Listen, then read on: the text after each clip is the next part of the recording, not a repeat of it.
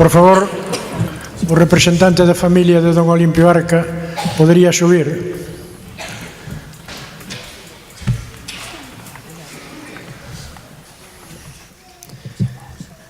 Grazas por axudarnos a estar aquí.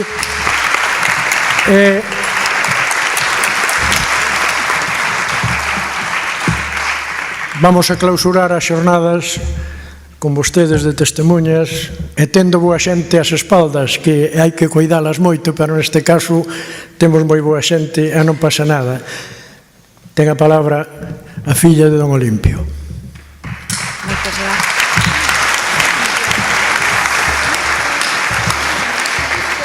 Boas tardes. É para nós, a familia de Olimpio Arca, un orgullo e unha ledicia comprobar como o proxecto desta mostra de teatro escolar que botaba a andar o ano pasado coa idea de unir o nome do noso pai a unha manifestación artística como é o teatro, sexa capaz de convocar a tantos centros educativos. Para el o teatro era unha actividade querida, mimada e desexada. Sabía ben dos efectos beneficiosos que xeraban os seus alumnos e nas familias. Menciña milagreira que trocaba o fastío e a monotonía das aulas ca súa práctica, das súas aulas. Ca súa práctica, as nenas e os nenos aprendían a traballar cóbado con cóbado, ensino cooperativo. Participaban todos, ensino inclusivo. Perdían o medo a falar en público, aumentaban o vocabulario, perfeccionaban a dicción, desenrolaban a memoria, practicaban o diálogo, tan difícil nestes tempos nos que vivimos. O teatro espertaba a súa faceta artística na construción dos decorados, estimulaba a súa imaginación na elección ou elaboración do vestiario, propiciaba a escoita coidadosa das institucións musicais para escoller os temas axeitados.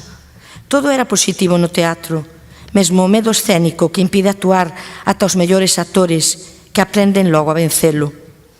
Positiva, así mesmo, a aprendizaxe da xeografía que se adquiría nos desplazamentos ás diferentes localidades onde se representaban as obras que incluían mimo e teatro lido.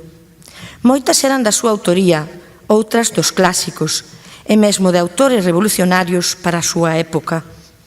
Estas experiencias lúdicas marcaron as xeracións que aprenderon a amar o teatro. Aqueles nenos e nenas de onte non dubidan hoxe en percorrer considerables distancias ante o reclamo dunha boa obra, dun bo autor ou de excelentes actores ou actrices. Sempre nos sorprende gozar co traballo e esforzo, a ilusión e a entrega das nenas e nenos que enriba do escenario refliten o esforzo, a voluntariedade e o xenio dun profesorado capaz de conmover ata as vaguas a un público entregado.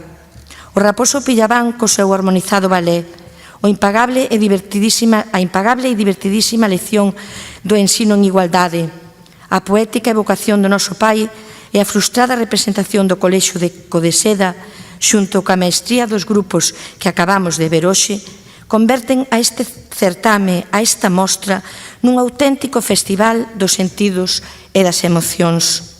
Sen dúbida, algunhas destas rapazas e rapaces configurarán un día un elenco de excepción. Queremos recoñecer asemade a colaboración entre bambalinas das familias. O noso agradecemento máis sincero a cada un dos centros participantes. Permitídenos tamén expresar a nosa gratitude dun xeito especial á Asociación Vagalumes por reivindicar sempre o nome do noso pai e por esta fermosa homenaxe que o afasta do esquecemento e o une ao teatro. Moitas gracias a todos e longa vida ao teatro.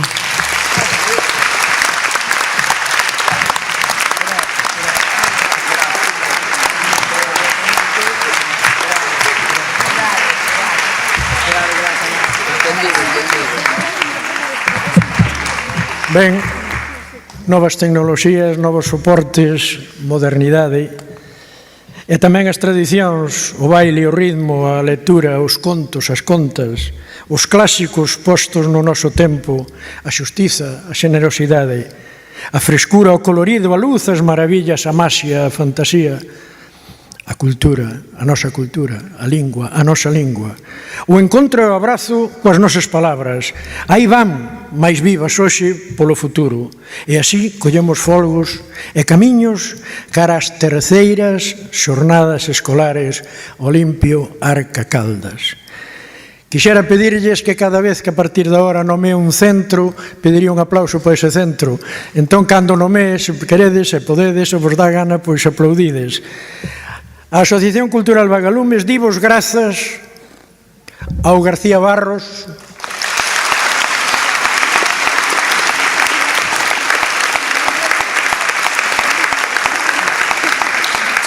ao IES número 1,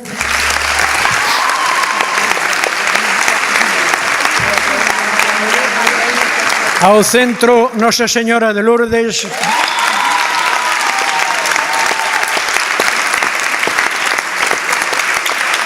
ao Instituto Lousada Dieguez,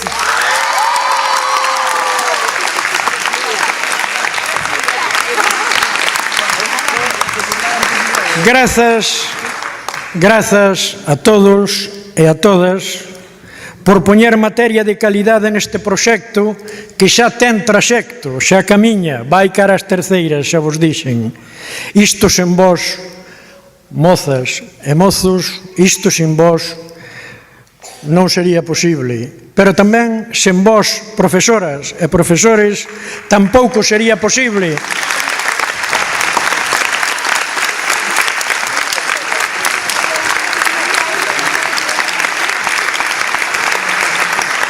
E tamén, sen vós, nais e pais, sen vós non se poderían facer. A palabra, amigas e amigos, mozas e mozos, a palabra é grazas. E o corazón latexa berrando que viva o teatro!